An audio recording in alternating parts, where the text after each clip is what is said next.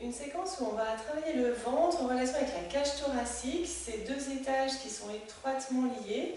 Des fois, quand il y a de l'émotionnel qui va coincer le diaphragme, ça va coincer aussi la sphère digestive. Donc, on va d'abord commencer par un automassage, alors qui vient du Qigong, on peut l'utiliser aussi pour le yoga. Donc, on va partir du ventre. Imaginez qu'on a une pendule sur son ventre et faire des rotations dans un sens horaire, c'est-à-dire partir de la droite, de la zone du foie, vers la gauche, le bas, et puis tourner. Appuyer, que ce soit confortable, s'il y a des douleurs, n'appuyez pas trop dessus, mais voilà, dans la globalité du ventre. Si besoin, on souffle par la bouche. De manière générale en yoga, on inspire, on expire par le nez, mais de temps en temps, voilà, quand il y a besoin, relâcher les gros paquets par la bouche.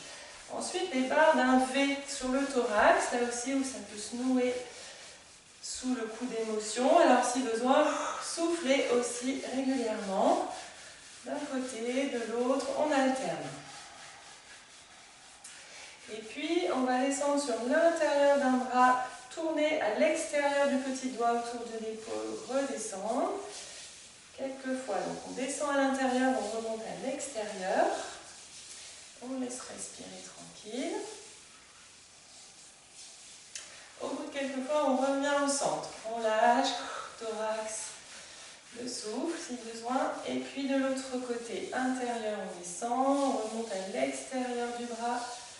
On tourne autour du petit doigt extérieur de l'épaule. Quelques fois aussi.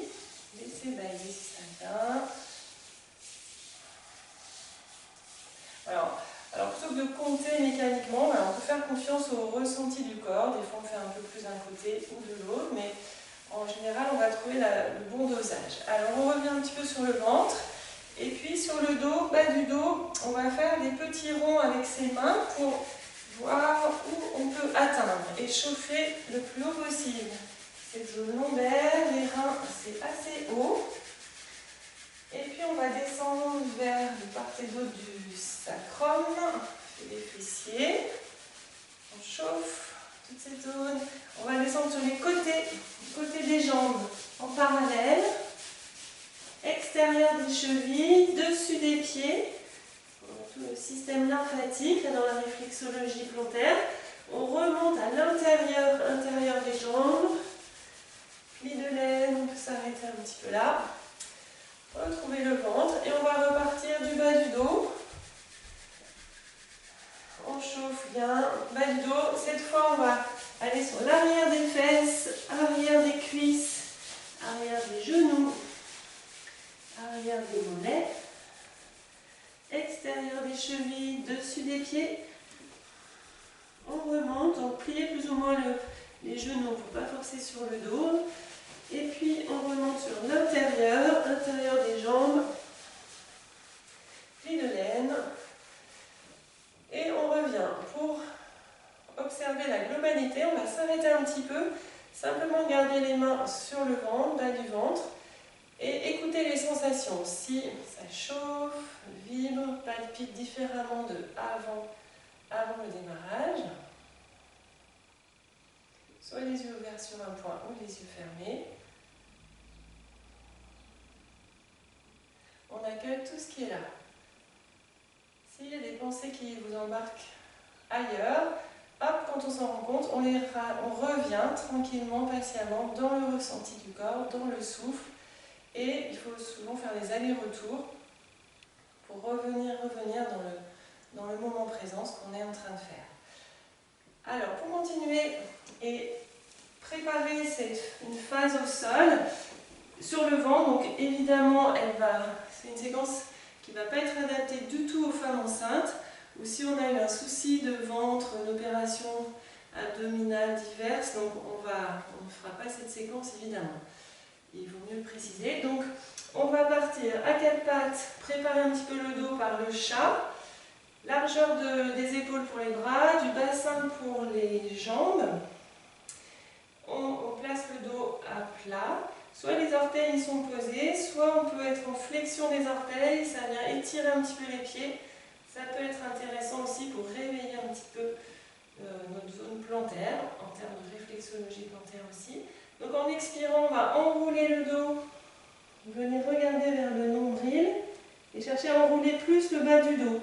Pour ne pas faire une bosse en haut du dos, on laissera creuser doucement en inspirant, mettre un peu plus de poids vers les bras et monter le regard. En fin d'inspire, de nouveau expire, on va enrouler. On peut s'arrêter un petit peu en fin d'expire, rester un petit peu poumon vide. On garde le ventre plaqué, on tient la base, la zone anus-périnée qu'on appelle Mula Bandha. On contracte un petit peu. On laisse réinspirer tranquillement. On remonte la tête, le regard. Pose poumon plein. Mais on peut chercher à accentuer là un petit peu les pauses poumon vide, sans air. On ne reste pas trop longtemps. Mais on cherche à tenir. Donc, évidemment, cette séquence aussi, elle se placera loin des repas pour avoir le plus de place possible, ne pas être dérangé par l'activité digestive.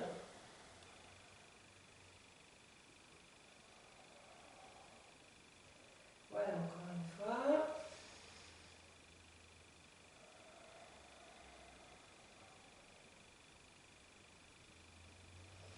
Ensuite, on va venir sur le ventre, par les quatre pattes, prendre la posture du cobra. Alors, une manière de faire, il en existe différentes, c'est de mettre les mains à hauteur de la poitrine, la tête sur le menton ou le front, et puis les pieds forment la queue du serpent.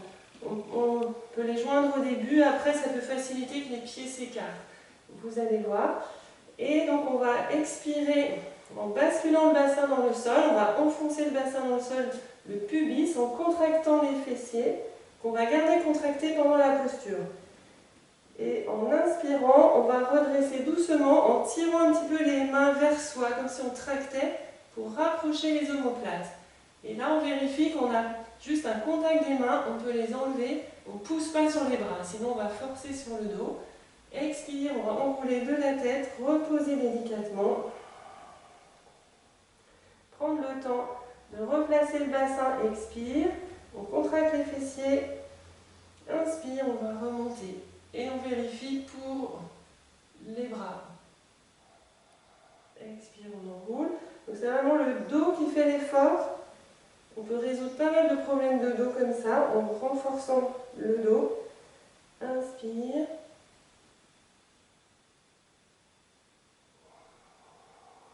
Expire, on revient.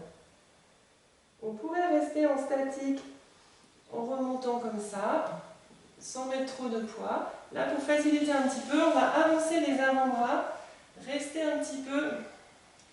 Donc des fois, ça s'appelle le demi-cobra ou le sphinx. Donc la vigilance pour le bas du dos aussi, on garde les fessiers contractés. On évite de lâcher la tête dans les épaules.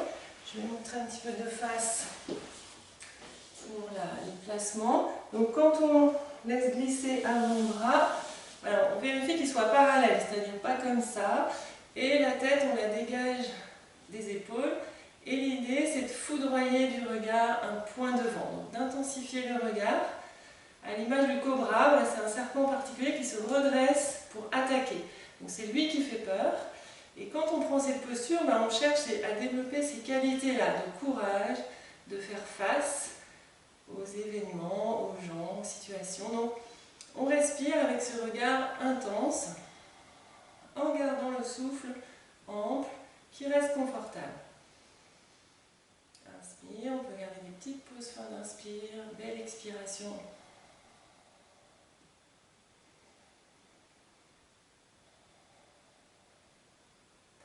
Et à un moment, quand il faudra quitter la posture, on peut ouvrir les bras de part et d'autre pour poser le front sur les mains et rouler un petit peu à partir du bassin, à gauche, à droite, pour détendre. Relâcher.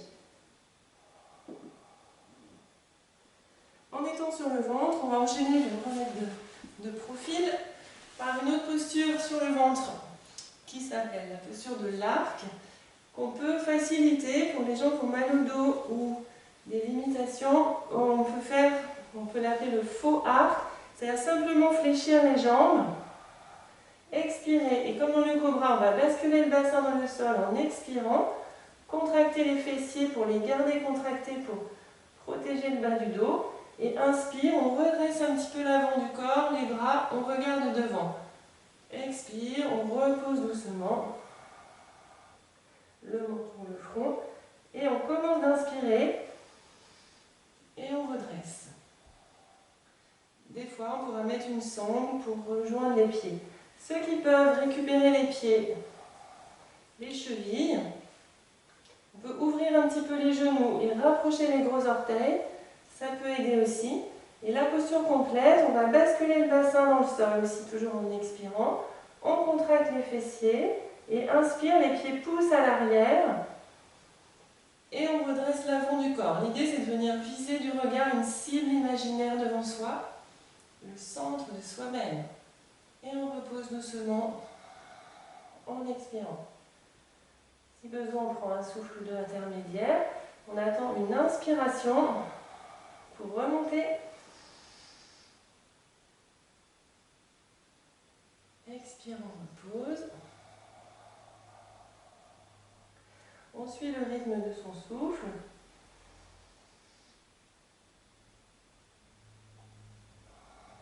On peut très bien continuer en dynamique comme ça. Si on veut rester un petit peu dans la posture, on va se placer et garder des respirations un petit peu amples. Donc ça va faire bouger un petit peu le corps.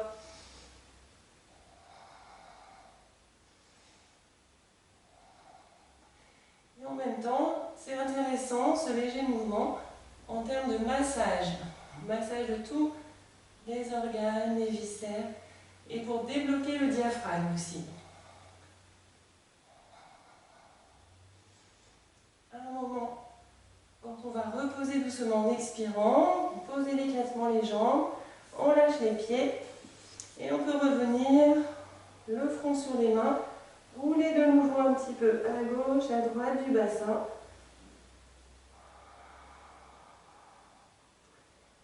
Relâcher, observer. Et on peut prendre une posture de détente, revenir à quatre pattes et se placer dans, elle s'appelle la posture de l'enfant ou l'embryon d'or. On bouge plus ou moins les genoux pour que ce soit confortable. S'il y a un souci de genou, on peut être un peu plus haut, soit sur les poings sur le front au démarrage, le temps que le dos se relâche, ou comme ça. Et dans un deuxième temps, on met le front au sol, ou des fois directement. Et là, on reste. Donc je me redresse pour mieux parler, mais restez dans la posture si vous y êtes bien. L'idée de cette posture, c'est vraiment de détendre tout le dos et de laisser respirer tout le dos. Donc on peut avoir l'image de deux grandes ailes qui s'ouvrent avec chaque inspiration, le corps ne bouge pas. C'est une image qui peut aider à développer les perceptions. Deux grandes ailes qui s'ouvrent vers le plafond à l'inspire, elles se referment à l'expire sur le dos. Et on garde cette image, le temps de détendre tout le dos,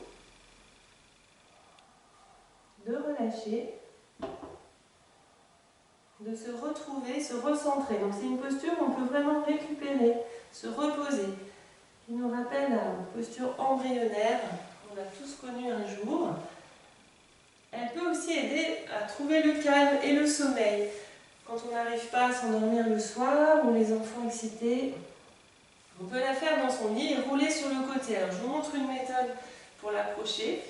Si je me mets par exemple à droite du tapis, je vais rouler un moment à gauche. Donc le temps de respirer, de me calmer comme ça, ou comme ça, enfin, de manière un petit peu plus haute, selon les chevilles, genoux.